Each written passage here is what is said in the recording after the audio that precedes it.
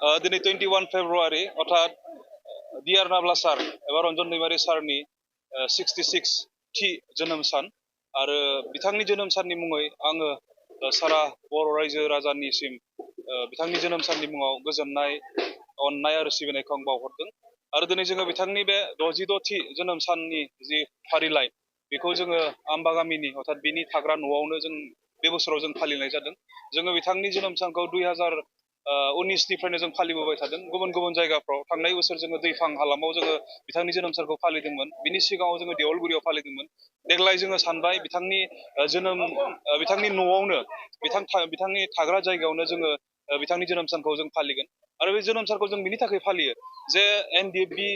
नि गायसनगिरि आफादगिरि रन्जन दैमारि सारा बर' हारिनो होलांनाय जि अबदान जोंनि मुंख्लंफोरा जोंनि हारिनो होना गालांनाय जि अबदान बेखौ जेन जोंनि मानसिफोरा बावगारा बेखौ जेन जोंनि मानसिफोरा गोसोखांनो नागारा बेखौ जोङो थांखि फारि लानानै जोङो बिनि जोनोम सानखौ फालियो आरो लोगोसे जों बिथांनि गोग्गो देहाखौ हास्थायनानै आरो बिथाङा जि जेंनायाव दङ बे जेंनानिफ्राय उदां मोनसे जेंना गैयि समाव बिथाङाखौ मोननो लुबैनानै जोङो इसोरनि गुरियाव आर'ज गाबनाय बा इसोरनि गुरियाव जोङो संगिनाय सिन बायदियै बिथांनि जोनोम सानखौ जोङो फालिबोबाय थादों आरो बेबायदिनो दिनै जोङो बिथांनि बे थाग्रा न'आव अर्थात आम्बा गामिनि बिनि न'आव जोङो 66 थि जोनोम सानखौ जों फालिदों बेखौ इउनाइटेड फराम अफ एक्स एनडिएफबि जों लोगोसे आम्बा गामि बेप्टिस्ट चार्च मोननै लोगो नांनानै बिथांनि जोनोम साननि हाबाफारिखौ जोङो मोजाङै गाजा गोमजायै जों खुंफुंनो हादों मोनदों बिथाङा बिटिसिखौ दिनै सालायगासिनो दङ बिटिसिनि चिफ बिथाङा बिथांनि खुगानिफ्राय जोङो खोनानो मोनदों जोंनि मोनफ्रोमबो समायसा रन्जन दैमारि सारल' नङा एनडिएफबिनि मोनफ्रोमबो समायसाखौ बिथाङा समाधान खालामनायनि खोथा मिडियानि गेजेरजों बुंदों जों थारैनो बिथांनि बे खौरां बिजोङाव बुंनाय रावखौ जोङो खोनानानै जों गोजोननाय मोनदों एटलिस्ट जोङो जेब्ला स्टाडि खालामो जों बयबो बुजि मोनगोन थांनाय बारनि जि 5 बोसोरनि बिटिसिनि गभर्नमेन्टमोन बेयाव एसे नेगेटिभै जोङो मिडियायाव खोनादोंमोन हाया जाया गवा